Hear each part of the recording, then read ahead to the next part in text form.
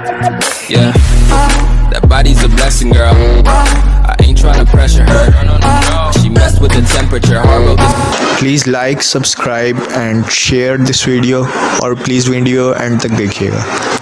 Hello अस्सलाम वालेकुम viewers, मैं आपका होस्ट जवाद रज़ा आज फिर से हाज़िर हूँ आपके पास एक नई बिज़नेस वीडियो के साथ। और आज का जो बिज़नेस आइडिया है वो हम जो कवर करने जा रहे हैं वो काफ़ी कम लोगों को पता है, जिसकी वजह से मैंने ये चूज़ किया कि आज मैं इस बिज़नेस आइडिया को कवर करूँगा और जाके हम बात करेंगे और जानेंगे इस बिज़नेस आइडिया के बारे में। क्योंकि हमारा कंट्री एक एग्रीकल्चर सेक्टर पे मोस्टली हमारी इकॉनमी जो है वो डिपेंडेंट है, इसलिए मैंने सोचा है कि आज उनके लिए और उनकी टारगेटेड ऑडियंस मेरी तकरीबन वही है, क्योंकि आज उनके काम की भी चीज़ है और जिनका थोड़ा बहुत भी मशीनरीज और टूल्स में इंटरेस्ट है, they are also interested.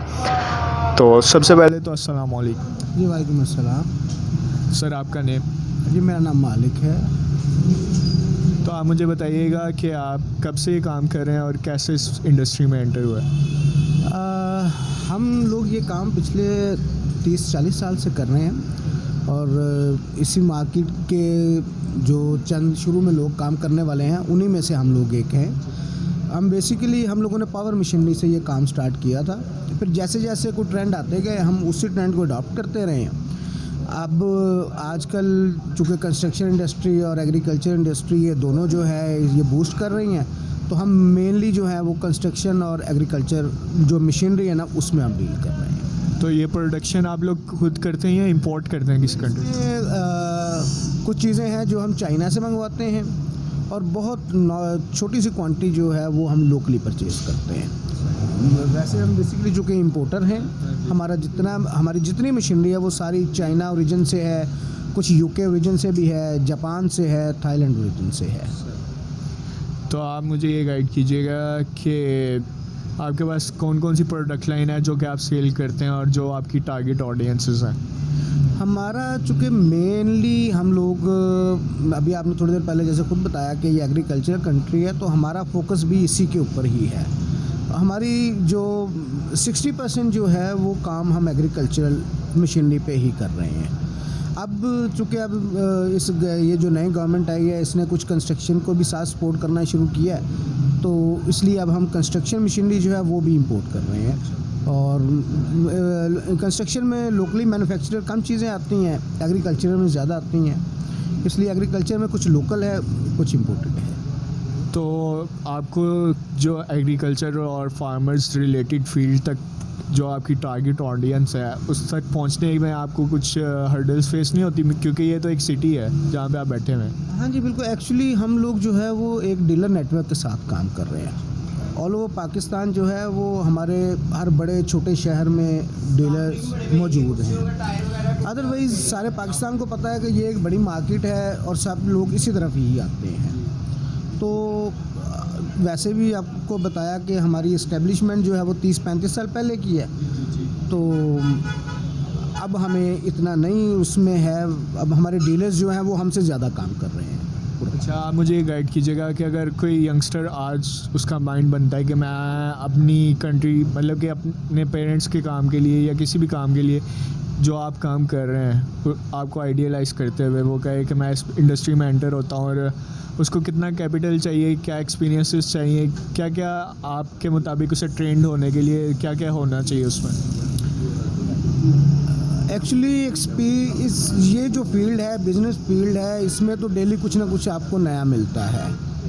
Otherwise specifically इस मार्केट की बात करें, इस फील्ड की आप बात करें, एग्रीकल्चर मशीनरी की एक्सपीरियंस में सबसे पहले आपको इसकी जो मैकेनिकल टेक्निकल जितनी भी इंजीनियरिंग रिलेटेड चीज़ें हैं ना वो आपको पता होनी चाहिए। अगर तो आप पहले से इंजीनियरिंग स्टूडेंट हैं तो आपके लिए वो आसानी है, और अगर न्यू कमर है सिर्फ इस बिज़नेस की तरफ से फोकस है तो आपको एटलीस्ट 2 से 4 साल लगेंगे इन चीज़ों को समझने के लिए, इनकी टेक्निकलिटीज़ को लेने के लिए। उसके बाद फिर अगला प्रोसेस है जो हर बिज़नेस का होता है, कुछ सेल्स की फिजिबिलिटीज़ बनती हैं, मार्केटिंग के लिए हम प्लान करते हैं, तो ये तो फिर with the passage of time होता है। इसके लिए एक स्ट्रॉन्ग स्टेज पे आना, एक अच्छी वर्क पे आना, इट टेक्स टाइम। आपको 5, 7, 10 साल का एक एक्सपीरियंस ऐसा चाहिए, एक आपको एक नेटवर्क बनाने के लिए। तो एज अ न्यू एंट्रेंट क्या मेरे लिए ये ठीक नहीं होगा कि मैं किसी गांव वगैरह में जाके आपसे लाइक जैसे आपने कहा आपका नेटवर्क है एंड जाके मैं किसी फार्मर और जहाँ पे ऐसी जो आपकी टारगेट ऑडियंस है वहाँ जाके मैं आपसे मशीनरीज ले लूँ और वहाँ जाके रेंट पे रख लूँ ताकि मुझे टेक्निकलिटीज़ का पता चले? एक्चुअली ये जो मशीनरी है ना, ये रेंटल जो है वो इनकी डिमांड नहीं है, रेंटल डिमांड नहीं है इनकी। अगर आप किसी कंट्री साइड पे चले जाते हैं, ऐसे एरियाज़ में आप चले जाते हैं, तो वहाँ पे भी आपको एक डिस्प्ले सेंटर चाहिए होगा। हमारे भी जितने क्लाइंट, जितने कस्टमर, एंड यूज़र जो होता है, वो एंड यूज़र किसी देहात से ही आ रहा है, किसी गांव से ही आ रहा है। उसने अपने फील्ड्स के लिए चीज़ें यूज़ करनी है, कुछ कॉम्पैक्शन के लिए करनी है, कुछ टिलिंग के लिए, व्हाटएवर जिसके लिए भी उसने करनी है, वो एंड यूज़र, वो जैसे जैसे आप उसके साथ अटैच रहेंगे, उस आपको कस्टमर का फीडबैक आपका एक्सपीरियंस बनाता जाएगा। आपने चूँकि रेंटल का वर्ड यूज़ किया है, इसमें से कोई मशीनरी ऐसी नहीं है जो कि रेंटल डिमांड में हो। जनरेटर्स हैं क्योंकि इसके ज़रा फंक्शंस और हैं, इसके यूजेज जो है वो मल्टी यूज़र है ये, इसलिए ये तो रेंटल आप कर सकते हैं डील। बाकी चीज़ें जो है वो रेंटल नहीं डील कर सकते। उसके एक्सपीरियंस के लिए आप उसके पम्फलेट्स को पढ़ें, उसके ब्राउचर्स को पढ़ें, उसके टेक्निकल जितने भी फैक्टर्स हैं वो आपको देखना पड़ेंगे, आपको वर्किंग का पता होगा।